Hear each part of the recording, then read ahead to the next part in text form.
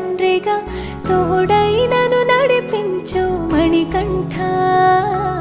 కష్టాలే తరిమినా కన్నీరే ముంచిన నీవే నాకు దిక్కు కదా అయ్యప్ప.